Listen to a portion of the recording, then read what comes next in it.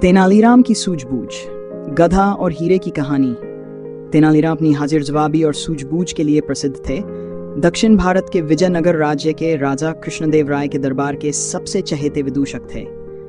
एक दिन राजा कृष्णदेव राय के दरबार में एक व्यापारी आया। वह दूर दूर के देशों में व्यापार करता था और इस बार वह अपने साथ दुर्लभ और बेशकीमती हीरे लेकर आया था। व्यापारी ने राजा से कहा, महाराज, मेरे पास अनमोल हीरे हैं जो किसी भी राजसी गहनों को और भी अद्वितीय बना देंगे।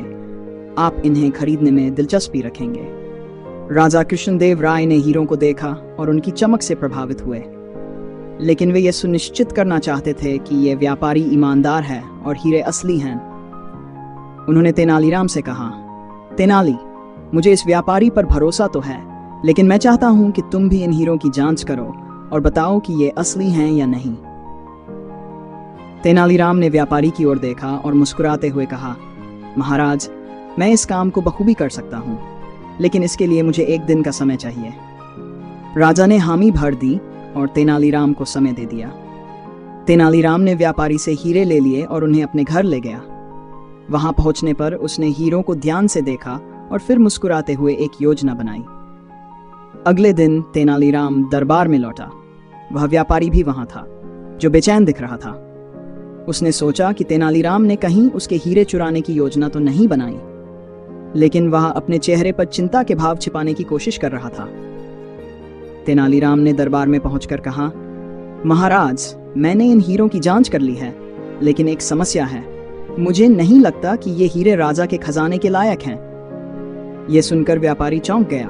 उसने जल्दी से कहा, तेनाली जी, ये हीरे असली हैं और बहुत बेशकीमती हैं। मैंने इन्हें कई देशों से इकट्ठा किया है। आप ऐसा कैसे कह सकते हैं? तेनालीराम ने मुस्कुराते हुए उत्तर दिया, यह सच है कि हीरे असली हैं, लेकिन इन्हें रखने के लिए हमारे पास सही जगह नहीं है। आप तो जानते ही हैं कि विजयनगर में गधे बहुत हैं और वे हमेशा इधर उधर घूमते रहते हैं। कल जब मैं हीरों को अपने घर ले जा रहा था तो एक गधा मेरे पास आया और उसने उन हीरों को सूंघा। मुझे लगा कि शायद हीरे उसे पसंद आ गए हैं, इसलिए मैंने वह हीरा उसके सामने रखा और उसे खाने दिया। यह सुनकर दरबार में हंसी छूट गई, लेकिन व्यापारी का चेहरा सफेद हो गया। उसने चिल्लाते हुए कहा, आपने क्या किया? गधा हीरे को खा गया? तेनालीराम ने शांति से कहा, हाँ, लेकिन चिंता मत करो, मैंने उसे कुछ समय के लिए हीरा खाने दिया। फिर मैंने देखा कि हीरा उसके पेट से निकलकर वापस आ गया। अब दरबार में सबकी हंसी रुक गई। राजा कृष्णदेव राय ने गंभीर होकर पूछा, तेनाली, तुम क्या कह रहे हो? गधे के पेट से हीरा कैसे वापस आ सकता है? तेनालीराम ने उत्तर दिया, महाराज, वह गधा साधारण गधा नहीं था, वह एक जादुई गधा था। उसने हीरा खाया और फिर उसे वापस उगल दिया। मैंने सोचा कि शायद वह गधा यह समझ गया था कि हीरा बहुत कीमती है, इसलिए उसने उसे वापस दे दिया।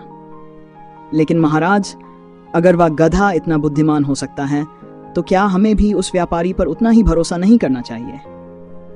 राजा और दरबारियों ने एक दूसरे की ओर देखा और फिर तेनालीराम की बात को समझते हुए हंस पड़े।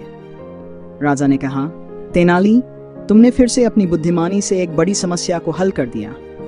व्यापारी, तुम्हारे हीरे असली हैं और मैं उन्हें खरीदने के लिए तैयार हूं।